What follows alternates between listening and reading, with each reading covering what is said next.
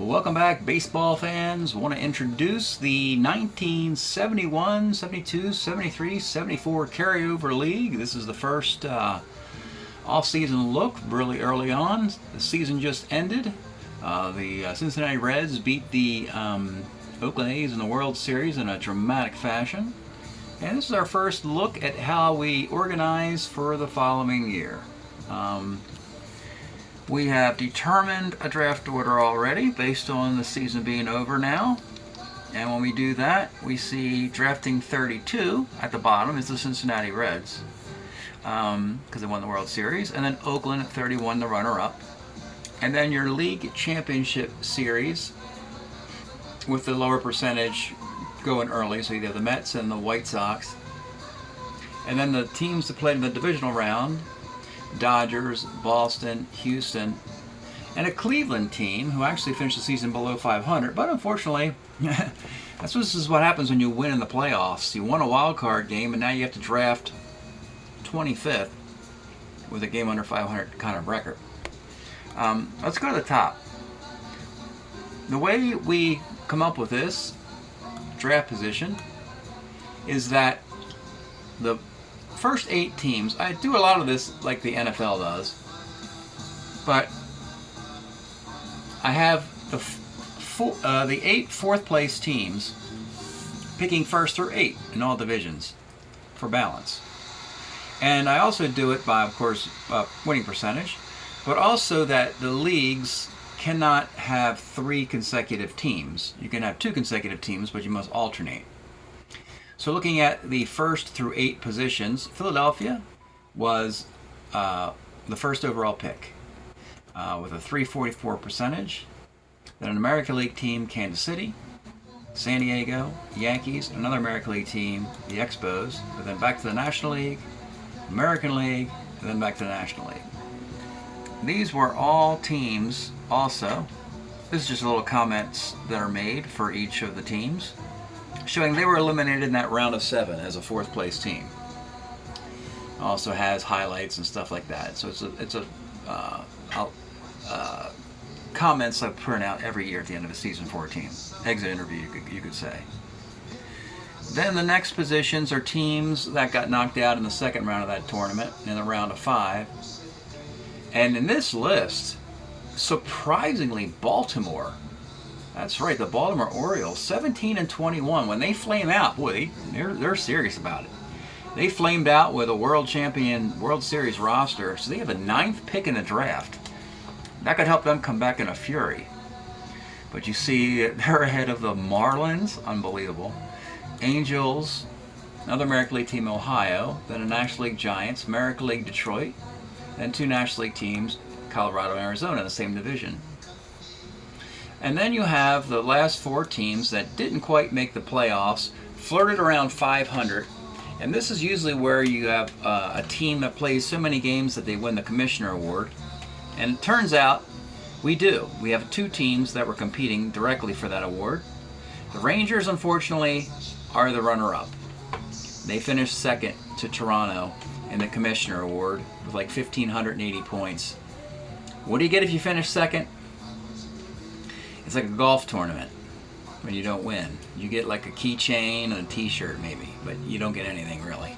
Or you get the steak knives from Glengarry Ross instead of the car. But yeah, then you have, so anyway, you have Texas 17, and you have division rivals, Pirates and Cardinals, 18-19, and then there's Toronto, the last team not to make the playoffs, and probably the most deserving of winning the Commissioner Award. The Commissioner Award, 1,628 points.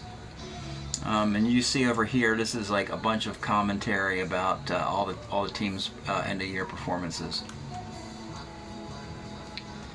And then you have the playoff field, starting with Las Vegas, back to the American League, Milwaukee, Atlanta, Minnesota, and then Cleveland, and then of course you saw the rest. So that's how you get to the first 32 teams. I want to look next at, we did all these elimination videos and we found out what all of the teams wanted to do regarding keeping a player denoted by $10,000 or 10,000 units. waiving a player, which is $100, or retiring a player. And when we added all that up, the number that came up here is this number, 147, 48, 61. It's 147 keepers, 48 waives, 61 retires. And what that means is, with the math here, it means that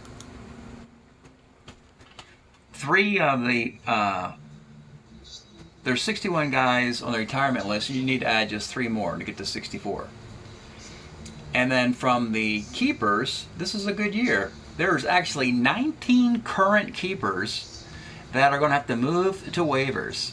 That's a good sign. And why is that a good sign? It means that there are 19 players that teams really like, and unfortunately there's a number crunch and they can't keep them.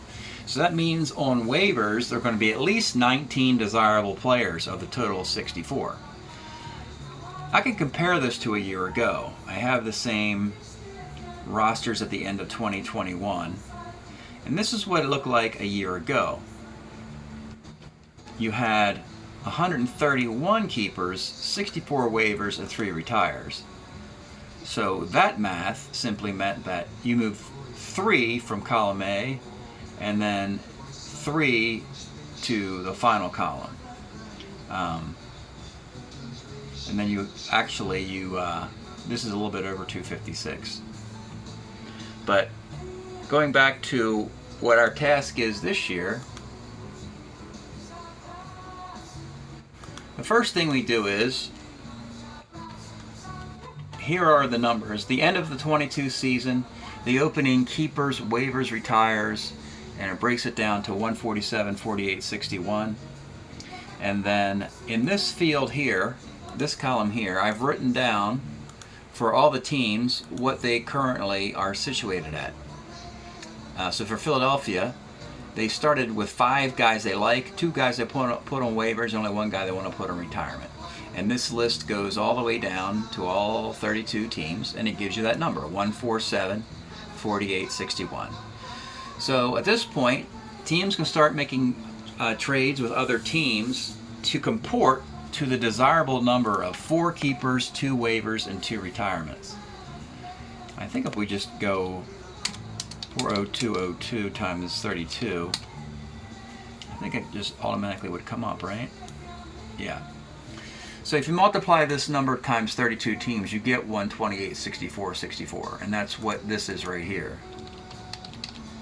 Right? You have in this, draw a line. The reason those units were created, 10,101, was so that if you multiply them together, you can immediately see what you have as far as the distribution of players leaving your league. So you see right here, it's 19, draw a line between that 7 and the 4, 19 keepers, and then 48 and 64 is 16, and then over here is the last 3 guys that you have to get. So, how do you start a task like this?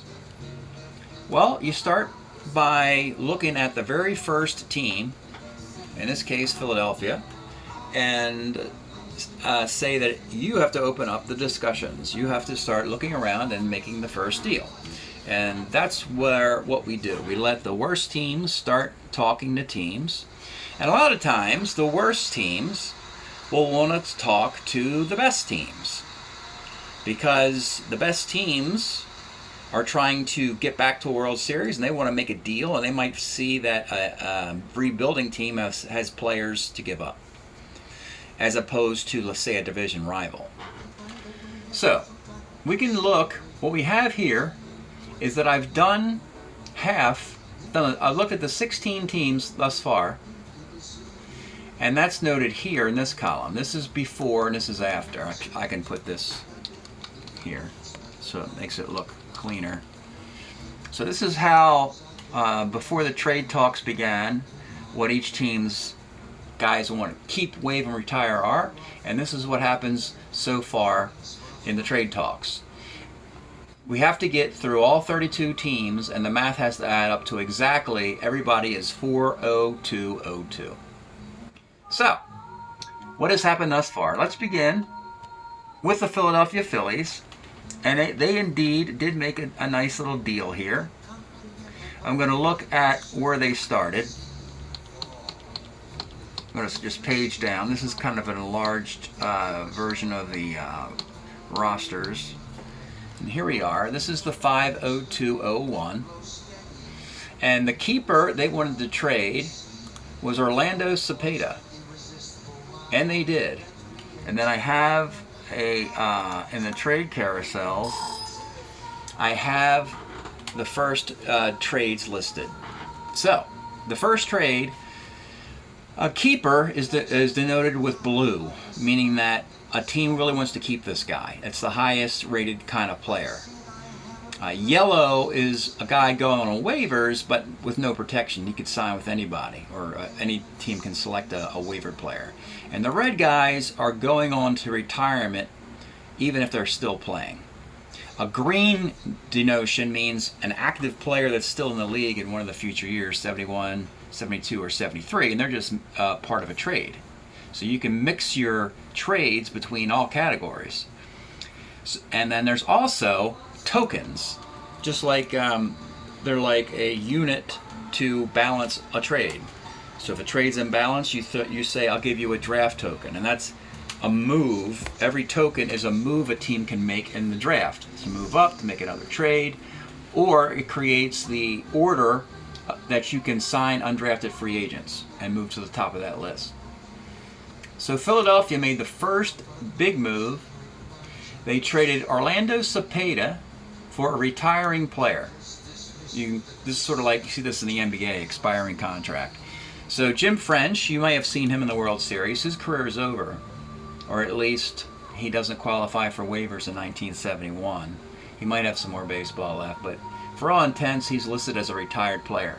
Cepeda has some juice, plenty of it, and Oakland decided they wanted to get Orlando Cepeda to add another right-handed bat to that lineup, and also work into the designated hitter first base platoon with Mike Keegan. And so for that to happen, Philadelphia, just getting a retired player is not enough. Originally it was going to be just one token, and then I decided that it should be 2 tokens, which is a lot of that's a lot of money. That's the same amount of money that Willie Mays and Frank Robinson got in a trade a year ago.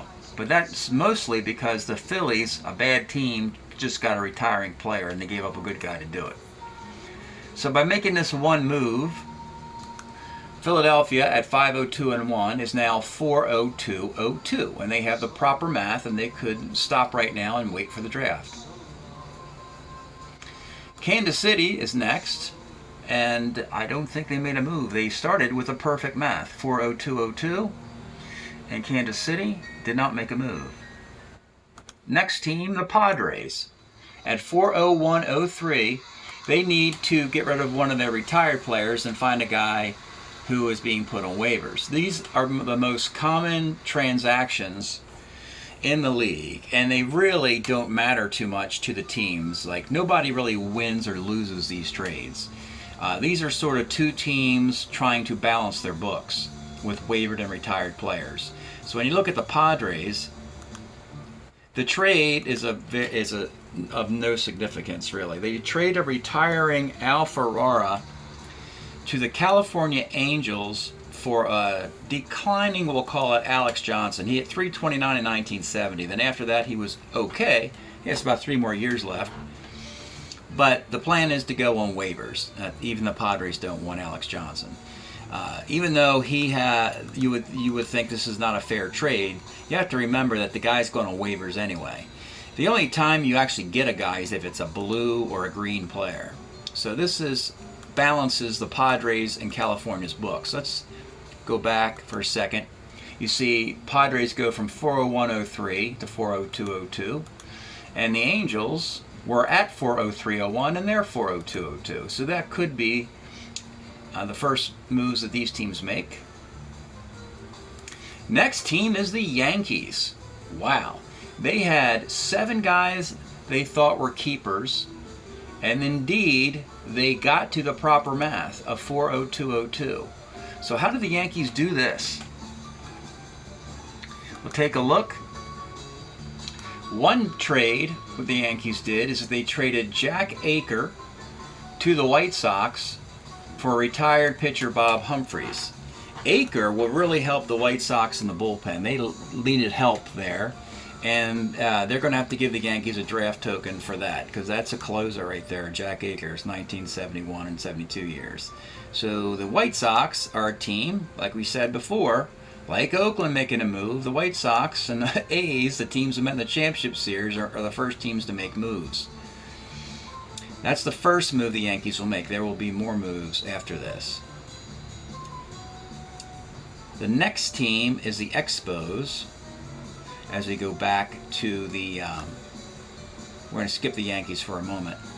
The Expos start at 50102, and they made a couple moves.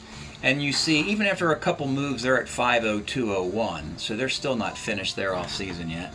But one of the first moves was to trade Fred Sherman, who actually was a Tiger, to the Tigers for Les Kane, a player who the Expos are going to put on waivers. But the Expos demand a token for that because Fred Sherman's a quality pitcher, and he will go to a division rival, to the Tigers, who now have Mickey Lolich, John Hiller, and Fred Sherman. 3 strong lefties now, and they don't have Les Kane anymore. So that was a trade of lefties. That was a nice move for the Tigers. Next up, the Cubs in Arizona. Let's see here. The Cubs are at 40004. So they need to move a couple of their retired guys and find some guys to put on waivers. And a team looking for just the opposite was Arizona. The Cubs traded a Billy Sorrell for a Paul Popovich. And Popovich actually was a Cub.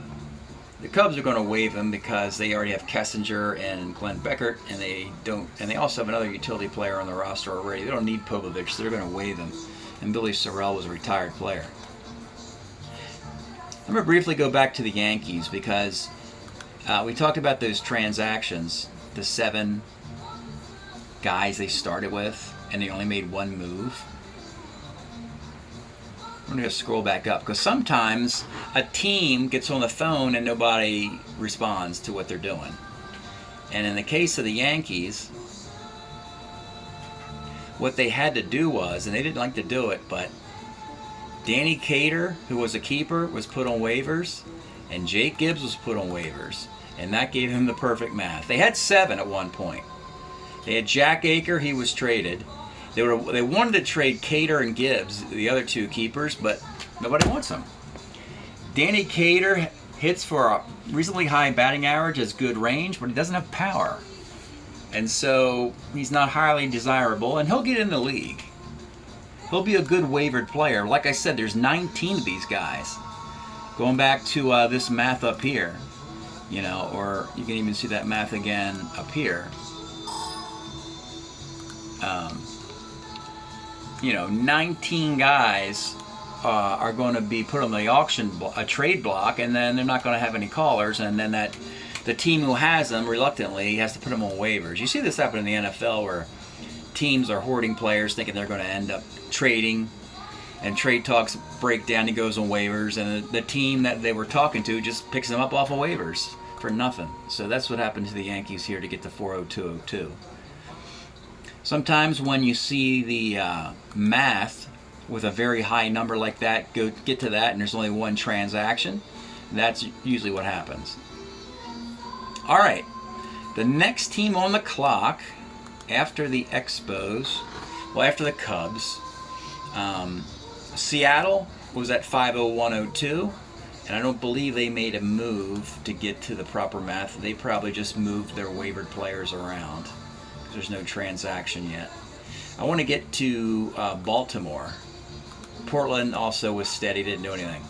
So Baltimore at 5 keepers and 3 waivered guys and a team with World Series aspirations made a blockbuster trade with the Atlanta Braves. Atlanta Braves are down here. Atlanta Braves started with 7 keepers as well and 1 retired player. So here is the big trade. And it's an improvisation on a trade that happened where Davey Johnson and Earl Williams were principals. Baltimore trades active player Johnny Oates, a keeper in Davey Johnson, and an active player in Kurt Motton to the Braves for a keeper player Gale Hopkins and active players Earl Williams and Joe Horlen. Horlen, a pretty fascinating pitcher. He used to play for the White Sox. Oakland had him on their MLB team in '72, would have won a World Series ring for that Oakland team. Braves took him in the draft, and Baltimore demanded that Joe Horlen be part of the deal. Originally it was going to be all hitters. You don't have to match up hitters and pitchers, because when guys get waived or retired or kept, they can be either, hitters or pitchers. So the matchup does not have to be exact. That's why you see one pitcher in this deal and the rest are hitters. But Baltimore was going to lose two of its relief pitchers, Jim Harden and Dick Hall. And they liked this Joel Horlen even at his final season of '72. So Earl Williams, big year, is '71. That goes to Baltimore, but after that he kind of turns into a pumpkin. And the big winner here is Atlanta getting Davey Johnson, because they're going to pump him up to his 1973 card where he hits 41 home runs, and they're going to have that card for 3 years. 3 years of Davey Johnson hitting 41 home runs. And if they parlay that, Davey Johnson also has a nice year in 1977 where he hits 320. And you see the rest of the balance of the trade. Gale Hopkins had catching availability with his 1970 card, and the Braves used him there, and he doesn't have that anymore. It was just a 1 year time where he was doing that. So Atlanta needed a catcher, and Johnny Oates actually was part of the deal, and he'll be half of a platoon with Jack Hyatt as a catcher. And Earl Williams can be catcher or first base or designated hitter in an era where the Orioles would not have had a DH. So he can platoon with Andy Etchebarren, or he could just be a full-time DH, and Andy Etchebarren can be a full-time catcher. So it's a really win-win for two teams who have playoff hopes next year, Baltimore and Atlanta. Also, the Orioles get a token. And the reason why the token exists is that Earl Williams' big year is '71. So the Orioles are only going to get 1 year of that. They're only going to get 33 home runs out of that. Atlanta is getting 3 years and 41 homers out of Davey Johnson. Actually, I think it's 43 homers he hit. So, yeah, think about that. 3 years of that card in Atlanta with the offense they already have. Going back to the math, Baltimore was able to get to the proper number of 40202 and got a token. Next up, Florida Marlins started at 40202 and finished there. I don't think they're involved in a transaction.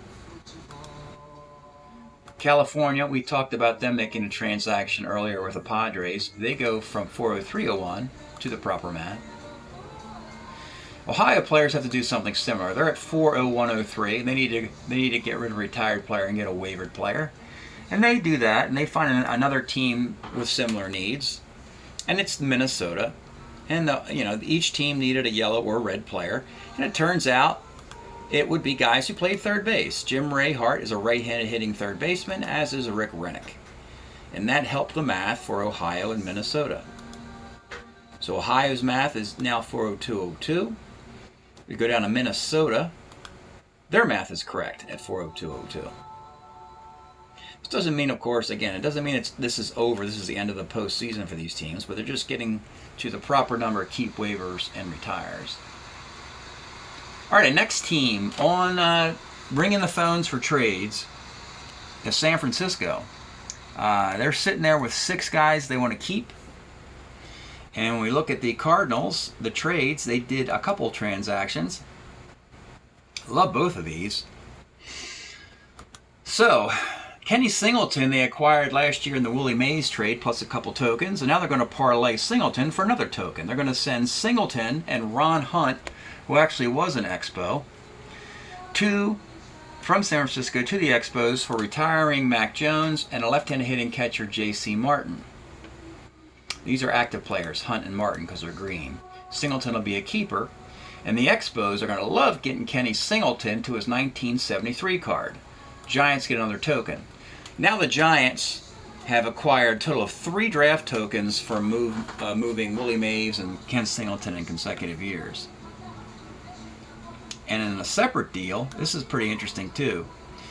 The Giants send Ken Henderson to the White Sox. White Sox are making moves to try and catch up to Oakland. The White Sox improve their bullpen. They improve their outfield defense with Ken Henderson. And they trade Jim LaFay, a couple switch hitters.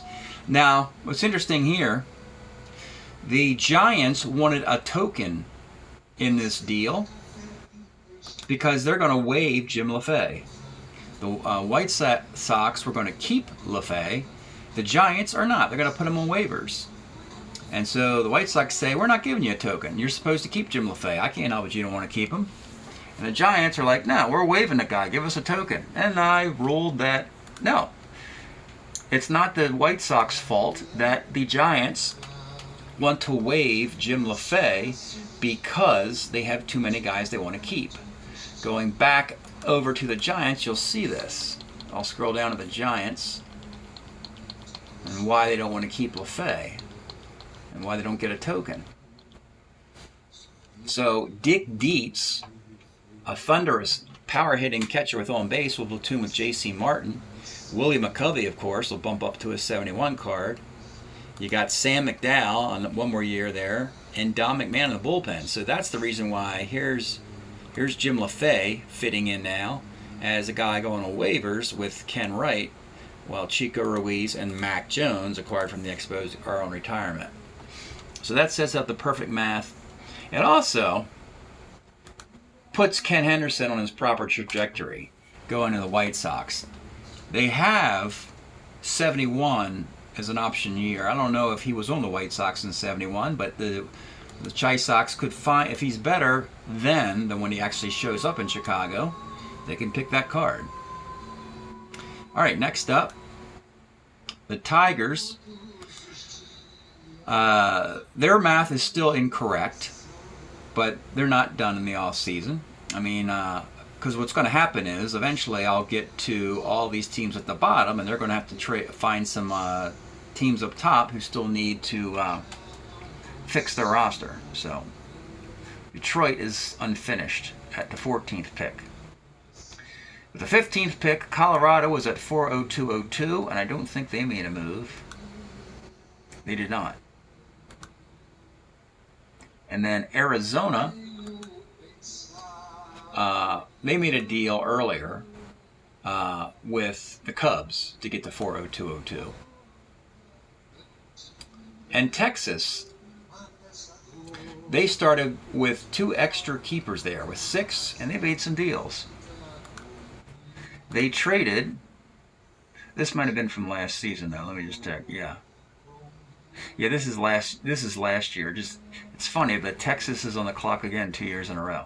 These are last year, so I wrote on top of last year's transactions at the beginning here.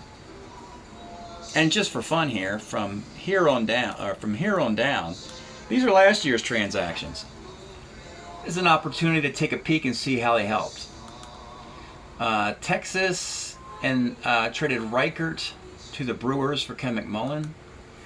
Here's the big Dick Bosman trade getting him to Cincinnati. Maury Wills went from the Angels to Atlanta. That helped Atlanta. Minor trade here with Elrod Hendricks going to Ohio. California and Arizona, inconsequential trade. Ken Tatum as a closer goes to Arizona. California gets a nice hitting catcher in Larry Howard. Inconsequential trade there. Oh, here was the big trade. This is Kenny Holtzman getting to Oakland. And interestingly, this is interesting because this guy here was, if you watch the World Series, Rick Austin is a left-hander reliever who was very instrumental in games 5 and 6 of the World Series. So it turns out he actually did play a big role. Danny Combs did a nice job for the Cardinals.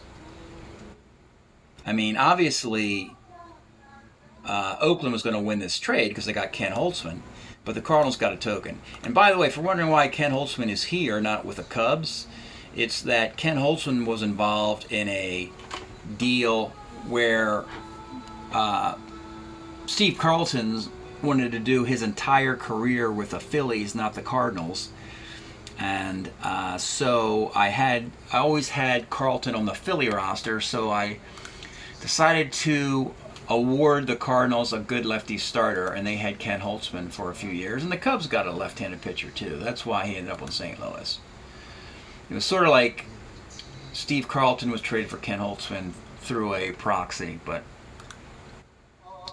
And here, this is the big trade that helped, or Cepeda went from the White Sox to the Phillies, and this is how the Phillies got their MVP, Dick Allen, and Dick Selma, who would ultimately play a big role in their bullpen last year. And also, Buddy Bradford went from the Yankees to the White Sox. Buddy Bradford played a big role for the White Sox. Let's see. Seattle-Pittsburgh moved Matty Alou, no big deal there. Portland-Seattle, Hoyt Wilhelm, no big deal there. Ray Culp and Jim Bunning were moved. Bunning wasn't even picked up in that, put on waivers. Ray Culp had a nice year for Vegas. And then these are all inconsequential. Jim Rooker had a nice year for the Pirates. Sparky Lau goes from Boston to Colorado, and then from Colorado to the Yankees. Andy Costco goes to Colorado. And then Minnesota acquired Tovar, who went to the All-Star game. And the Twins got Larry Heisel, who didn't do a whole lot. This is the White Sox. They lost Dwayne Josephson, but they picked up a good defensive catcher, Mike Ryan. And then this is the part of the trade where Frank Robinson went from Baltimore to Cleveland. And Eddie Watt was parlayed later on to the Houston team. And this is this was a monster deal. The Milwaukee, Boston, Oakland deal, which sent Tommy Harper to Boston, Marty Patton to Boston. Hegan goes to Oakland, Kuntz goes to Oakland, Milwaukee gets George Scott, Jesus Alou, and Mike Torres. That was a magnificent deal. Helped everybody, really. A 101 deal with Ken Singleton and Willie Mays, but the Giants get 2 draft tokens because of Willie Mays, is still a superstar and Ken Singleton's a rookie. Though Singleton, we will know, would have a long career playing all the way through like 1984. And then another deal with the Cardinals and Cubs. So that last little bit you saw was the end of last year's trade carousel. And with that, we can pause, as I've gotten through 16 teams right now. And the next time I'll do this investigation, we will go from 17 to 32, or 17 to 24. I might divide it up into 2 videos, and then go 25 to 32. But that's an idea of how the rosters are manipulated between years so that everybody has the correct number of players they want to keep, waive, and retire. Thanks for checking this out, and we'll see you next time.